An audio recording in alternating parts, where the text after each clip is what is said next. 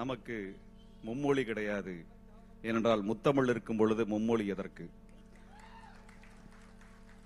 தோழர்களே, கலை பண்பாட்டு வடிவத்தின் மூலமாக அரசியலை வென்றெடுக்க வேண்டும் என்கின்ற இலக்கை முன்வைத்து இந்த காந்தல் விழா இப்பொழுது மலர்ந்திருக்கிறது. இளையோர்கள் கையிலே அரசியல் செல்ல வேண்டும். அந்த இளையோர்கள் இந்த மாநிலத்தை அரசியல் படுத்த வேண்டும், அதிகாரத்தை மீட்டிட வேண்டும் என்கின்ற அந்த நோக்கத்தின் அடிப்படையில் இந்த காந்தல் விழா ஒழுங்கமைக்கப்பட்டிருக்கிறது. இந்த காந்தல் விழாவோடு இதனுடைய மைய நிகழ்வாக விருது விழா இருக்கிறது. இந்த மண்ணுக்காக உழைத்தவர்கள், இந்த மண்ணும் மக்களும் வாழ்வாங்கு வாழ வேண்டும் என்று இன்றளவும் களத்தில் நின்று போராடக்கூடியவர்களை மரியாதை செலுத்துவதன் மூலமாக அவர்களது லட்சியத்தை முன்னகர்த்துவதற்கு விருது விழாவை நாங்கள் நடத்துகிறோம். கடந்த ஆண்டு இந்த விருது விழா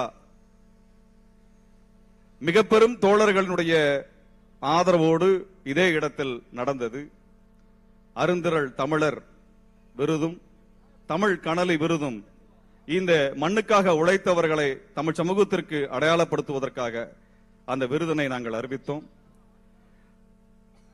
கடந்த ஆண்டு அரசியல் தலைவர்கள் மரியாதை செலுத்துகின்ற வகையில் அந்த மேடை அமைக்கப்பட்டிருந்தது. இந்த ஆண்டில் நாங்கள் அதை சற்று மாற்றி இருக்கின்றோம். எதிர்காலம் இந்த இளைஞர்கள் இனி வரும் காலத்தில் வளமுடன் வாழ வேண்டும், நலமுடன் வாழ வேண்டும், உரிமையுடன் வாழ வேண்டும், விடுதலை பெற்று வாழ வேண்டும் என்றுதான் இவர்கள் போராடி கொண்டிருக்கிறார்கள். ஆகவே அந்த இளையோர்கள் கொண்டாட, அந்த இளையோர்களினுடைய அந்த நிகழ்வின் மூலமாக, கலை பண்பாட்டு நிகழ்ச்சியின் மூலமாக அந்த சான்றோர்களுக்கு மரியாதை செய்ய வேண்டும் என்கின்ற நோக்கத்தின் அடிப்படையில் காந்தல் விழா ஒழுங்கமைக்கப்பட்டிருக்கிறது. ஆகவே காந்தல் விழா என்பது இந்த விருது விழாவினுடைய சிறப்பு அம்சமாக இங்கே மலர்ந்திருக்கிறது. இந்த விருது விழாவின் மைய நாயகர்கள் இந்த விருதிற்கு தேர்ந்தெடுக்கப்பட்ட தமிழ் இனத்திற்காக உழைத்துக் கொண்டிருக்கக்கூடிய அந்த சான்றோர்களும் ஆண்டோர்களும் தான். ஆகவே தோழர்களே, காந்தல் மலர் இப்பொழுது மலர்ந்து இந்த இனத்தினுடைய அரசியலை முன்னகர்த்துகின்ற ஒரு பெரும் பொறுப்பை சுமந்து நிற்கிறது.